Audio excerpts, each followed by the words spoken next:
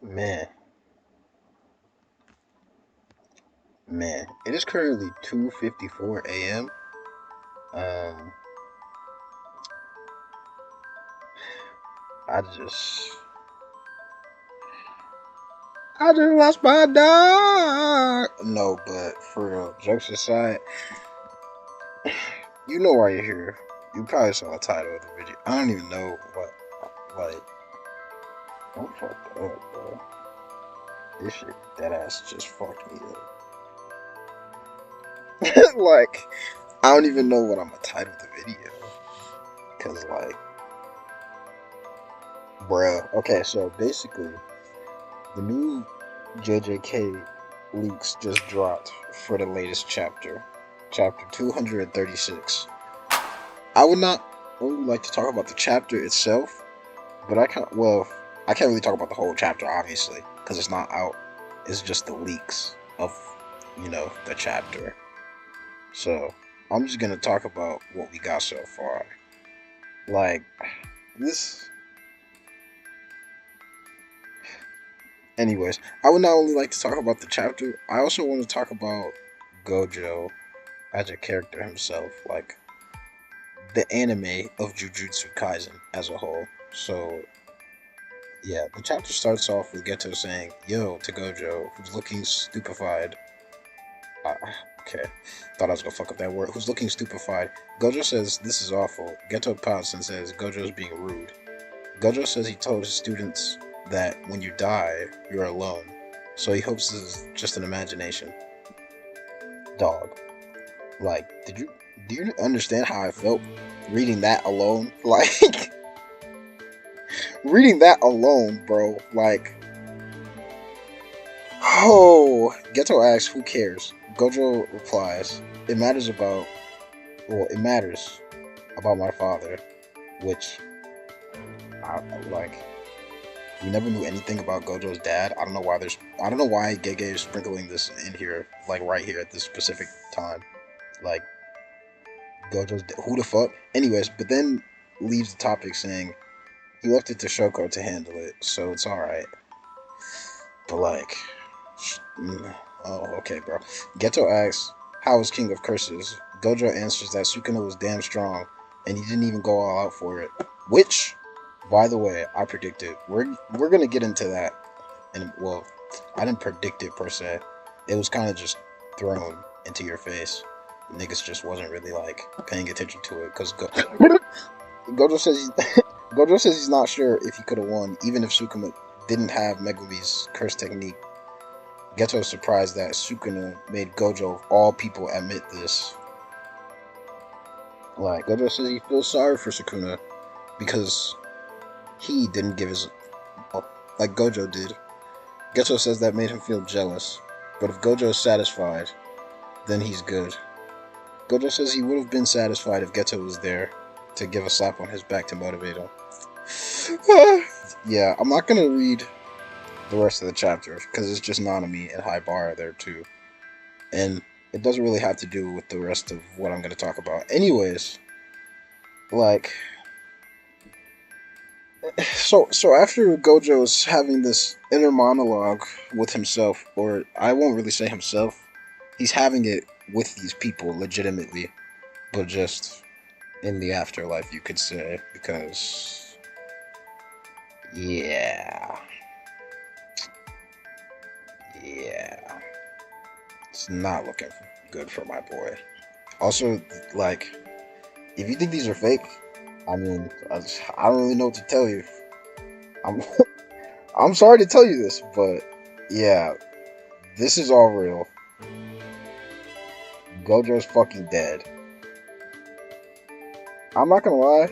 Like, when I hold on, bro, because like, I, I'm literally just now like coming off of like, huh? I'm just now like, you know, finishing the chapter and whatnot, or the leaks, and it's like I'm trying to gather everything. I'm trying to process. I can't even like y'all see. I'm folding and fumbling this video. I can't even talk. Anyways, like Sukuna wasn't using everything he had or going all out, because it's like Sukuna, a mysterious ass motherfucker, you know?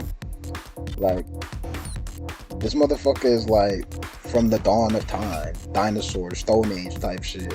Like brains, brawn, speed, good looks, I guess. I don't fucking know. But when it comes down to the mysterious factor, like that's a nigga you want to stay away from the anime. No cap. And then to top it all off, you're strictly only using the 10 shadows technique throughout the entire fight. Like, the only thing Sukuna pretty much used from his own arsenal that we know of was his domain expansion, cleave, and then of course dismantle. Personally, what I feel like it was, Sukuna was never going to have another fight like Gojo ever again. Sukuna is too strong. Like, it's levels to this shit. I'm sorry. And we'll get into that in a second. What I mean by it's levels to this shit. But Sukuna would have never had another challenge in the current modern day of Jujutsu society other than Gojo himself. So I feel like Sukuna abused that fact and he played around. Like, he couldn't do what he wanted to do and go all out against Gojo because he knew he was stronger than Gojo. Which is why I feel like he purposely used the 10 shadows technique the entire time just to play around with that nigga. Sukuna has always been like this. He plays around with his food. A primary example, his fight against Megumi. Could have killed Megumi at any moment. He literally said he was going to kill him just because. Like, another primary example, Mahito.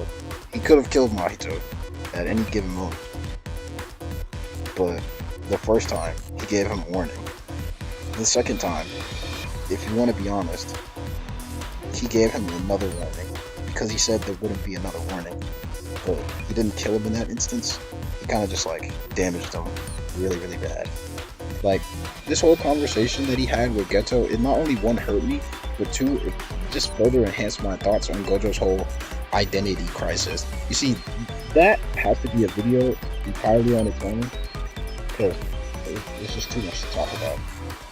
But like, anyways, it is as quote-unquote strong as Gojo really is, he only really has a few moves.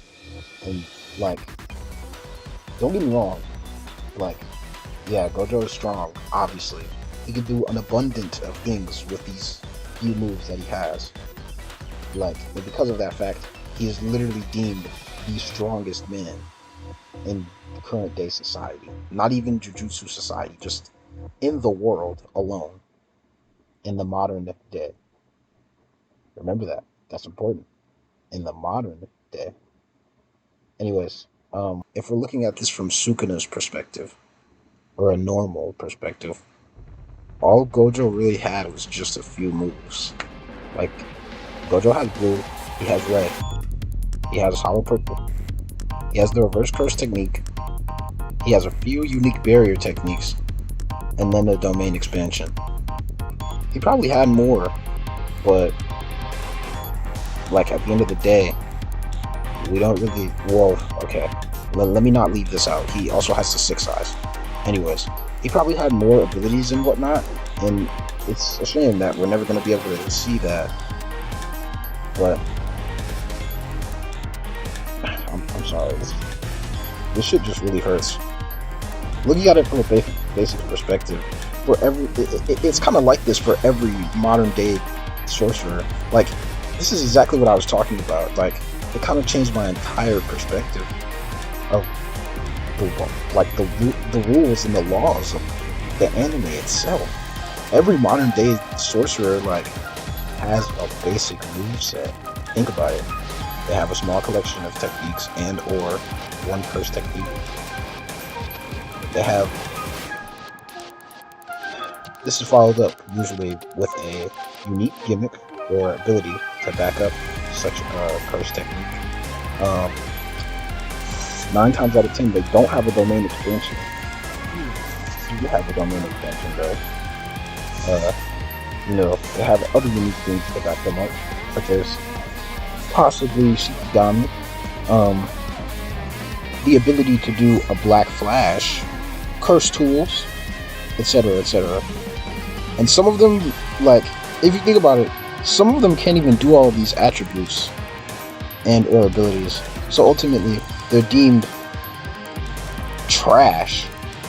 Well, I don't want to say trash, but at the end of the day, their potential and strength will never reach a special grade. It's literally said in the anime. Gojo, Yuki, see what I mean? Special grade sorcerers. They can do all of these things. And while, yes, they may be very impressive, but like I said, this is for modern day sorcerers. Compare this moveset, or compare this, what do you want to call it?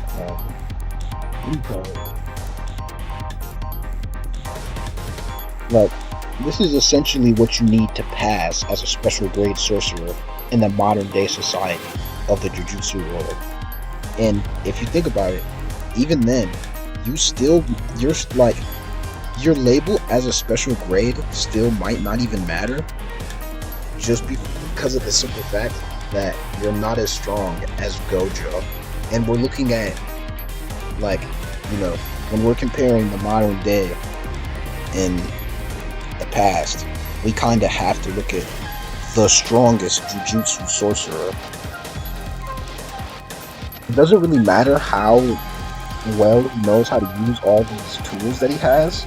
At the end of the day, Gojo, as a modern day Jujutsu sorcerer, this is all he has to his kit.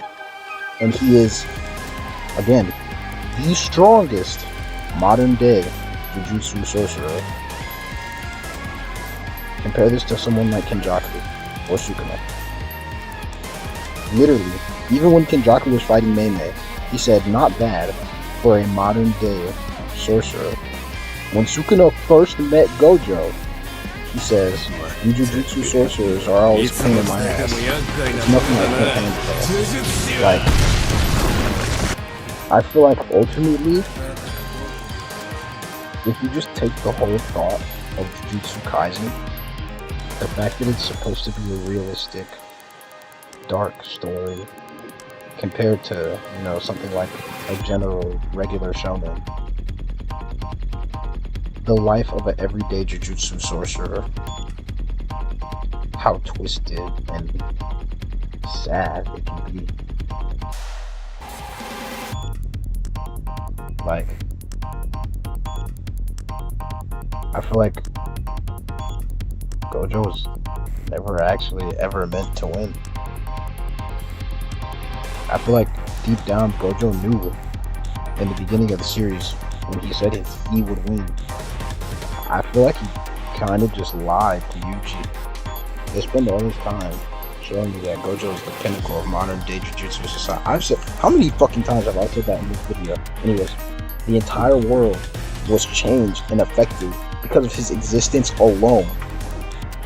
He is, at the end of the day, Gojo's the quote-unquote hero or savior character.